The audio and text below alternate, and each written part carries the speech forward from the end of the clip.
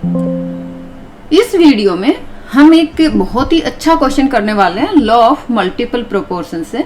बहुत ही important question है, JEE के एग्जाम में, नीट के एग्जाम में पूछा जा सकता है, आईसर के एग्जाम में पूछा जा सकता है। देखिए क्वेश्चन क्या गिवन है आपको कि two elements x and y, ये x है ये y है, x का मास 16 है, y का मास 14 है। They combine to form compound ABC, ABC 3 compounds बनाते हैं। तो इसमें क्या है, the ratio of different masses of y, दोनों कंपाउंड में कंबाइन कौन कर रहा है, x और y कर रहा है, लेकिन y का मास जो है वेरी कर रहा है। Ratio of different masses of y which combine with fixed mass of x, x का मास तीनों में फिक्स्ड है, तो जो y के रेशियो है वो क्या है 1:3:5। यहां पे हम देख सकते हैं, मान लो a में एक x है एक y है, b में मान लो एक x है 3y है और c में 1x एंड 5y। तो x का मास तीनों कंपाउंड में फिक्स हो गया, a b c तीनों में x का मास हमने x ले लिया, y का मास a में 1y, b में 3y और c में 5y। तो रेशियो क्या हो गई 1:3:5। ये हमारा कौन बोलता है, लॉ ऑफ मल्टीपल प्रोपोर्शन। क्या बोलता है कि if two elements can combine to form more than one compound, the masses of one element that combine with the fixed mass of other elements are in the ratio of whole number। तो ये हमें ध्यान में रखना है कि ये question कौन से लॉ से गिवन है। तो this question is given from law of multiple proportion. अब गिवन क्या है आगे देखिए कि ये ratio of different masses of y, y के डिफरेंट मास की जो रेशियो है जो कि कंबाइन करता है with a fixed mass of x। Ratio क्या है y की 1:3:5। और यहाँ पे क्या गिवन है कि 32 parts by mass of x which combine with 84 parts by mass of y in b। तो ये कंपाउंड b के अंदर यहाँ पे अगर मैं लिखती हूं कि इधर मान लो ये मेरा x का मास है और इधर y का मास है, तो कंपाउंड b के अंदर 32 parts by mass of x which combine with 84 parts by mass of y in b। Then in C, 16 parts by mass of x will combine with how much part of y पूछा है। तो हम कैसे निकालेंगे, देखिए यहां पे हमें एक गिवन है, तो सबसे पहले हम a का निकाल लें।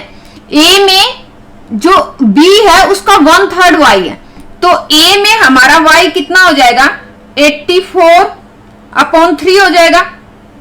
और अगर हम c में देखेंगे तो c में हमारा a का 5 टाइम है, c में हमारा जो y है वो a का 5 टाइम है, तो a में हमारा y कितना आया 84/3। और ये 84/3 हमारा क्यों आया, क्योंकि ये जो हमारा b में है ये है 84 और y हमारा a में जो है वो b का 1/3 है, तो हमारा 84 का 1/3 84/3 हो गया, तो 84/3 हो गया a में।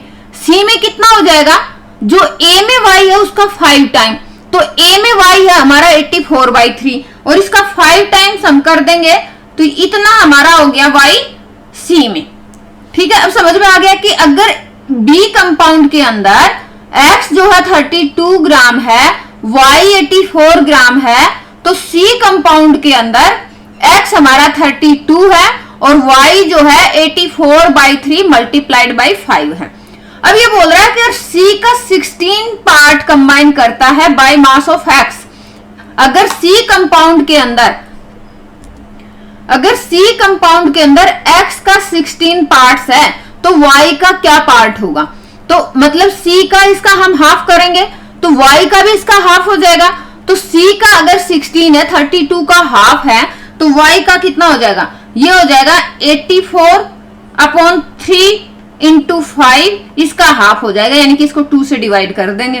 तो ये हो गया हमारा 2 4 जा 8 और 2 2 जा 4, इसको 3 से कैंसिल कर लें, 3 1 जा 3, 3 4 जा 12 और 5 4 जा 20, 5 2 जा 7, तो 70 पार्ट्स आ गया।